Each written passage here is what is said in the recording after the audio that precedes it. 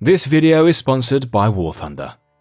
In the centuries before the Viking Age began, Scandinavia lay at the furthest extremity of the known world. It had received little contact from the civilizations and empires that shaped ancient Europe, namely that of the Greeks and Romans. However, despite its geographic isolation, it was by no means culturally stagnant. The region was home to numerous Germanic tribes, scattered across the vast landscape in countless coastal communities and inland farms. The natural features of Scandinavia, with its dense forests and limited road networks stretching from the deep fjords of Norway to the low-lying archipelagos of Denmark and the extensive rivers and lakes of Sweden, made overland travel difficult, forcing such societies to be naturally oriented towards the water instead. In turn, this provided a reliable and accessible transport route that allowed for communication, movement, and exchange of peoples, goods, and ideas along Scandinavia's coastline. As the early medieval period began around the turn of the 6th century, Scandinavian society had begun to organize itself into kinship-based communities, headed by local chieftains who derived their power and authority from landholdings, a loyal group of followers, as well as success in warfare and trade.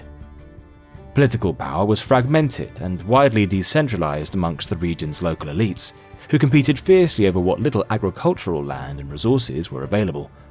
As a result, many Scandinavians began to look beyond their immediate confines and establish long-distance trade networks to other parts of the European continent to acquire whatever resources they needed.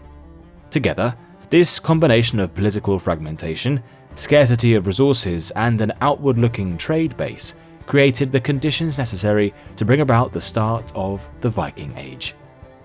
Central to this development was the evolution of Scandinavian shipbuilding and seafaring expertise. By the 8th century, Norse shipwrights had perfected clinker-built vessels that were both light yet strong, and capable of being either rowed or sailed across open water, up flowing rivers, or even hauled over land. The most important and iconic of these vessels to emerge was that of the longship. Narrowly built, with a shallow draft, it was designed for speed and maneuverability. The largest of these ships were up to 30 meters in length, with a crew of close to 100 men, and were sometimes ornamentally decorated with dragon heads and tails at the fore and aft. These longships were not solely used to carry trade, but were also used as instruments of war. Consequently, maritime trading and raiding developed not as separate activities, but as part of the same seaborne culture. By the 7th century, Scandinavian mariners had established a presence in the markets and towns along the Baltic and North Sea coasts, exchanging goods and absorbing knowledge of distant lands, all the while learning where wealth was concentrated, which routes or areas were poorly defended, and how local political instability could be exploited to their advantage. Seasonal raiding therefore grew coincidentally out of this commercial environment, as it offered a faster and more opportunistic means of acquiring wealth and prestige. The profits of trading and raiding were then redistributed by the elites to their followers, reinforcing their loyalty and increasing the social standing of ambitious leaders who could then amass larger retinues and more powerful fleets for coming expeditions. It was against this backdrop that the first widely recorded Viking raids occurred at the end of the 8th century. Off the northeast coast of England lay the island monastery of Lindisfarne, which in the year 793 fell victim to a raid by the Norsemen, who killed many of the monks and carried off a great deal of treasure in the process. This blatant targeting of an undefended site of worship sent shockwaves throughout the Christian world, many of whom viewed it as a desecrating assault by barbaric pagans. But to the Vikings, the targeting of an isolated, treasure-laden monastery proved to be easy pickings, and thus set the precedent for similar raids to follow in subsequent years.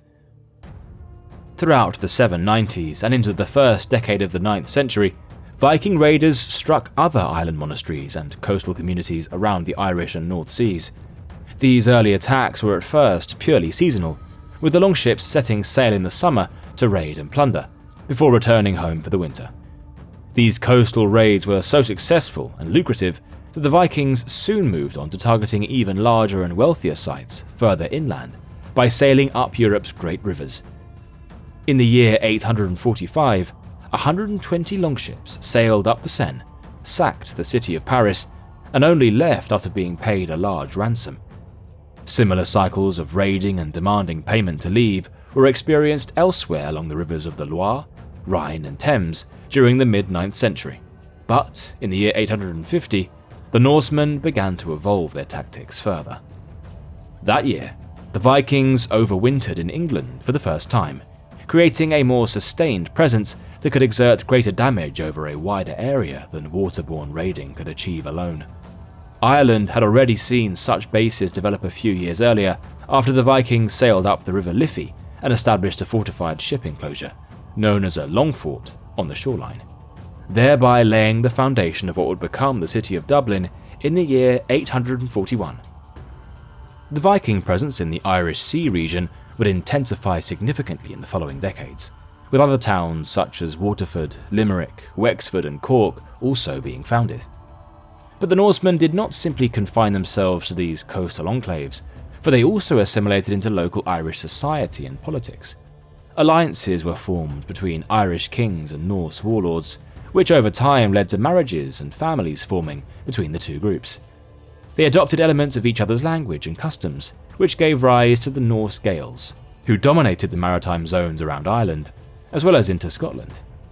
Here too, a similar pattern of Norse raiding, settlement and colonisation had already occurred across Shetland, Orkney, the Hebrides and the Isle of Man, resulting in outposts of Viking power and influence across the Atlantic fringes of Europe that were connected to their Scandinavian homelands.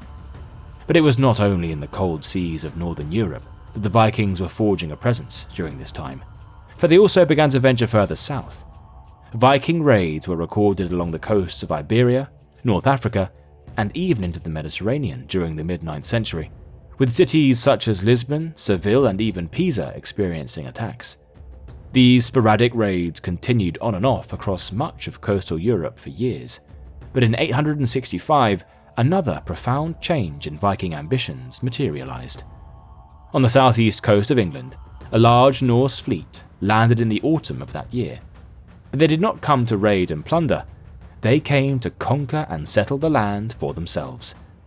The Great Heathen Army, as the Anglo-Saxon Chronicle referred to the immense Viking host, was supposedly led by the sons of the semi-legendary Viking warlord Ragnar Lodbrok, who sought to avenge their father's death after he was thrown into a pit of venomous snakes on the orders of King Ella of Northumbria.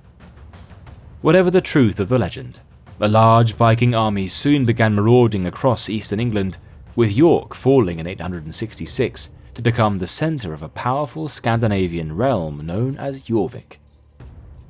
A few years later, the Vikings returned south to subdue East Anglia, followed by parts of Mercia. The only Anglo-Saxon kingdom to remain standing was that of Wessex, whose King Alfred the Great mounted a campaign to drive off the Viking incursions and secure the survival of Anglo-Saxon England. Eventually, by 878, the Great Heathen Army was defeated at the Battle of Edington, and, in the resulting peace settlement, the Vikings were permitted to retain control over much of the land they had conquered in eastern and northern England, which came to be known as the Danelaw. What followed was a profound demographic and cultural transformation, as more Scandinavian settlers arrived in the region to build farms and communities of their own. Many words from Old Norse entered the English language as a result of this influx of people, many of which are still with us to this day. Words like give, take, sky, skull, egg, and window all stem from Old Norse, as do many of the region's place names. The martial prowess of the Vikings earned them a reputation of being both feared and respected on the battlefield. But if you've ever wanted to take command of an army yourself, then why not download and play War Thunder, the sponsor of this video. War Thunder is the most comprehensive vehicle combat game ever made, and is available now for free on PC, mobile, and consoles.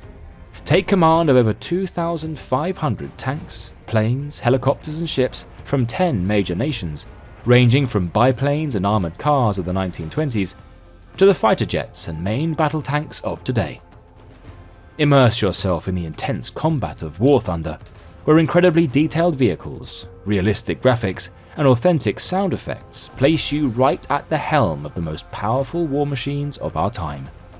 Join a worldwide community of over 95 million players in epic PvP battles today and delve into the breathtaking experience that is War Thunder.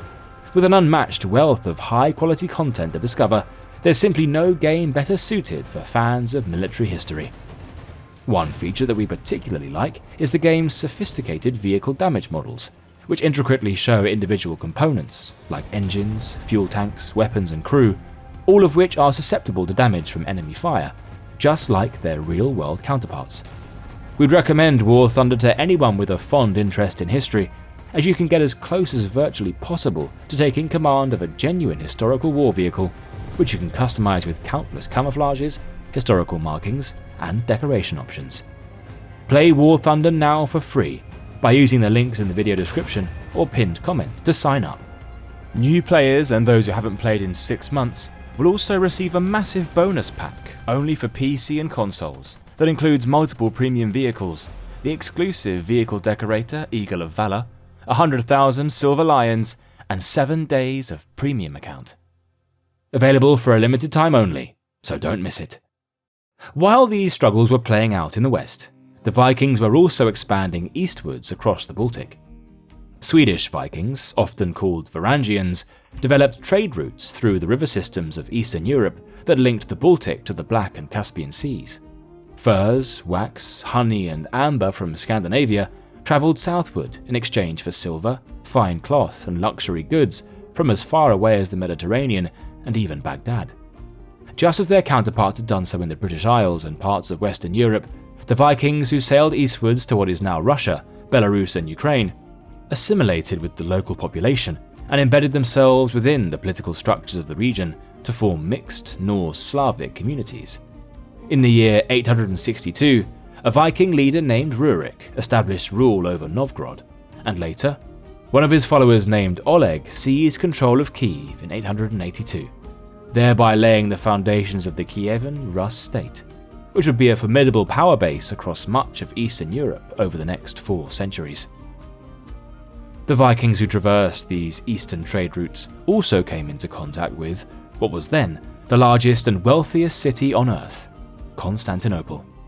The bustling capital of the Byzantine Empire offered the Norse traders almost every type of commodity, trinket, or treasure imaginable. It proved so alluring that Scandinavian and Rus fleets attacked the city on several occasions, attempting to take its bountiful riches for themselves. Though more peaceful relations were established in subsequent years, it was out of this contact that the famed Varangian Guard emerged, the elite imperial bodyguards of the Byzantine emperors, in the year 988. Renowned for their loyalty and ferocity in battle, the Guard drew its recruits exclusively from amongst the Rus and the Viking homelands, giving it an overwhelmingly Norse composition in an otherwise predominantly Greek world. As a result of this outward migration by the Norse peoples, Scandinavia began to undergo a process of change for itself, as the Vikings brought back elements of cultural exchange from lands they had visited. Up until this point, much of Denmark, Norway, and Sweden had remained a contested patchwork of fragmented chiefdoms and petty kingdoms.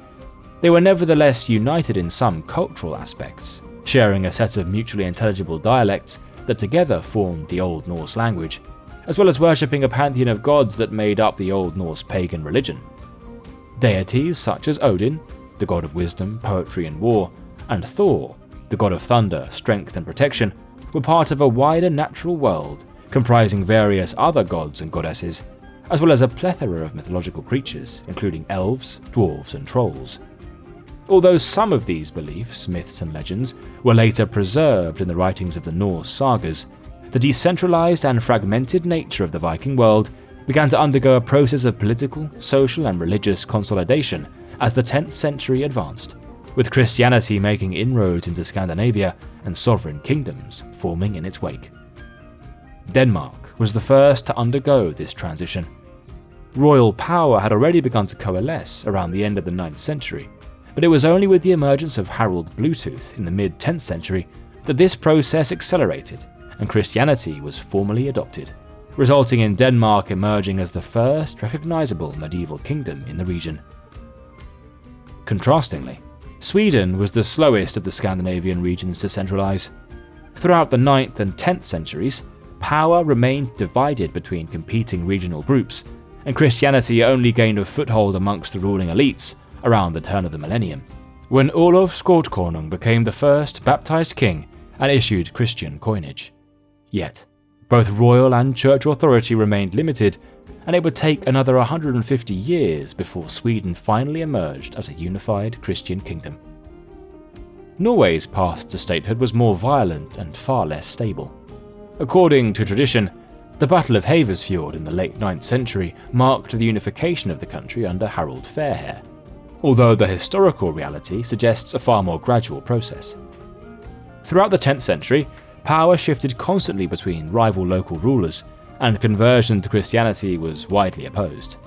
This slow consolidation of royal authority created many areas of resistance within the country, particularly in the western fjords, where local elites were reluctant to pledge their loyalty to a king. Consequently, many chose to leave and seek out a new life for themselves on their own terms, which in turn sparked a new wave of Norse expansion and settlement. Unlike the other areas of Europe which had witnessed Viking expansion, the push westward into the North Atlantic did not involve raiding and conquest, but instead saw immediate settlement, owing largely to most of the lands in the region being uninhabited. The first major destination was Iceland, which Norse sailors had reached and began settling as early as the 870s. Further waves of Vikings arrived with their families in the following decades, with many coming directly from Norway and others from the Norse-controlled regions around the Irish Sea. Iceland offered a way of life without an established political structure, so the settlers built a society governed around a general assembly, known as the Althing, effectively an early form of parliament that met annually to set laws and settle disputes. From Iceland, Norse expansion pressed further westwards to Greenland. In the year 985, an Icelandic chieftain named Eric the Red was exiled and so sailed off to find new lands of his own. Despite Greenland's distance from other Norse lands and harsh living conditions there, Eric was able to gather a group of settlers who subsequently established communities along the southwestern coast. Greenland became the furthest permanent presence in the Norse world. Yet, attempts to push even further westward followed in the subsequent decades. Around the year 1000, exploratory voyages from Greenland sighted the coast of North America. Under the leadership of Leif Erikson, the Vikings explored the coasts of what is now eastern Canada, before going on to construct a temporary base at the site of what is now Lance or Meadows in Newfoundland. It was here that the Vikings came into contact with Native Americans, whom they called Skraelings, and had mixed relations with, sometimes being peaceful but for the most part hostile. As a result, the Vikings determined that the immense distance, limited manpower, and threat of conflict made sustaining the settlement of Newfoundland impractical, so they abandoned it after only a brief period of habitation. Nevertheless, despite the short lifespan of the colony, the fact that the Norse were able to reach North America in the first place stands testament to their maritime capabilities, for the continent would not be seen by European eyes again for almost 500 years. With the advent of the new millennium, the Viking Age had reached its apex, although signs that the power and reach of the Norsemen was fading had already begun to show. Back in the British Isles, the area held under Danelaw had slowly been reconquered by the Anglo-Saxons during the early 10th century, and was promptly absorbed into the newly formed Kingdom of England in the year 927. Although the Vikings tried to re-establish their presence by force at the Battle of Brunanburh a decade later in 937, their defeat to the English King Aethelstan meant that their presence in England was thereafter severely reduced. However, areas in the north and east continued to preserve a strong Scandinavian influence, as well as harbour loyalties to the Viking warlords. This resulted in something of a resurgence of Viking activity in England during the latter part of the 10th century, when Danes began raiding the country once again. After a series of political misjudgments by the English King Ethelred in the first decade of the 11th century, the Danish king, Sweyn Forkbeard, launched a full-scale invasion and took the throne of England for himself in 1013. His son, Canute, completed the conquest 3 years later and created a North Sea empire that united England, Denmark, and later Norway under one ruler. The empire nevertheless proved fragile, as after Canute's death in 1035, succession disputes weakened its legitimacy, meaning that by the year 1042, the English throne returned to the Anglo-Saxon dynasty under Edward the Confessor. England, however, despite having secured itself from direct Norse rule, remained deeply connected to Scandinavia both politically and socially, a factor which would directly lead to one of the most important events in world history taking place in the decades to come. Meanwhile, across the Irish Sea, a similar story unfolded. By the late 10th and early 11th centuries, the native Irish rulers had begun to challenge the autonomy and authority of the Vikings based in Dublin and other Norse-founded towns. These rising tensions reached a climax in 1014, when the Irish High King, Brian Boru, defeated an army of Norsemen and their Irish allies at the Battle of Clontarf. Although Brian was slain in combat, he won a critical victory, which effectively marked the end of Viking dominance in Ireland. The Norse did, however, remain in the country, but, over time, were absorbed further into Gaelic society before disappearing entirely as a distinct ethnic group. The final act that is widely considered to mark the end of the Viking Age came in the year 1066. After the English king Edward the Confessor died without an heir, the throne lay open to three competing claimants. The Englishman, Harold Godwinson, was chosen to be the next king, but across the North Sea, Harald Hardrada, the King of Norway, whose ancestral claim to the throne dated back to the days of the North Sea Empire, was preparing an invasion force to take the crown of England for himself. Hardrada's army landed and won an early victory, but Harold Godwinson marched rapidly northwards and met them in battle at Stamford Bridge on the 25th of September. Hardrada was killed in the fighting, reportedly by an arrow through the throat, and with his end, so too did the last Viking invasion of England. At the same time, however, across the English Channel, William, Duke of Normandy, was gathering an army to press his claim to the throne. Ironically, Normandy itself had been founded by Vikings earlier in the 10th century, when the Norseman Rollo was granted lands there by the Frankish king in exchange for swearing allegiance and converting to Christianity. He and his followers' descendants then assimilated amongst the local French population, just as the Vikings had done elsewhere, and within a few generations had mostly lost their Scandinavian ways of life. So it was, when William invaded England and defeated Harold's army at the Battle of Hastings on the 14th of October 1066, that a Norman, French-speaking aristocratic dynasty, which had been founded by Norsemen many decades ago, effectively brought the Viking Age to an end. As Europe moved into the High Middle Ages, the lingering legacy of the Vikings was gradually diluted into the wider medieval world they had helped bring about. Across much of Western Europe, Norse settlers blended into local populations, becoming increasingly indistinguishable from their neighbours. In England, Normandy and Ireland, Norse communities were absorbed within a few generations, though their presence endured in language, place names and patterns of settlement that still mark the landscape to this day.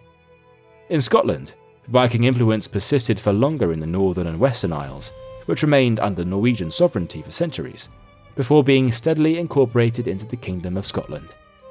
Beyond the British Isles, Viking expansion also receded as political conditions changed. In the North Atlantic, the Norse settlements in Greenland were slowly abandoned over the next 4 centuries, while Iceland gradually lost its independence and was formally brought under Norwegian rule in 1262. In Eastern Europe, the Kievan Rus developed into a powerful and expansive state between the 10th and 13th centuries, but its Scandinavian founding influences faded as the Slavic language, culture, and political traditions came to dominate. Further south, Varangian warriors continued to serve as elite soldiers in Constantinople, forming an integral part of the Byzantine Empire's military operations, right up until the city's fall to the Ottomans in 1453. In Scandinavia itself, the Viking homelands underwent the most profound transformation. Denmark, Norway, and Sweden emerged as centralized Christian kingdoms, defined by hereditary rule, territorial boundaries, law codes, and integration into the wider feudal world of medieval Europe. As raiding gave way to taxation, and warrior bands evolved into royal armies, the distinctive social and religious structures of the Viking Age were replaced by those of stable monarchies. By the end of this process, the Vikings had ceased to exist as a people with a distinct way of life, not because they were defeated or conquered, but because they adapted, absorbed, and assimilated themselves into the culture of others wherever they had gone in the world. Shout out to War Thunder again for sponsoring this video. Make sure to check out War Thunder now for free on PC, mobile and consoles, and use the links in the video description as well as pinned comment to register. Those of you who are new or haven't played for 6 months will also receive a massive bonus pack on PC and consoles, including multiple premium vehicles, in-game currency and more.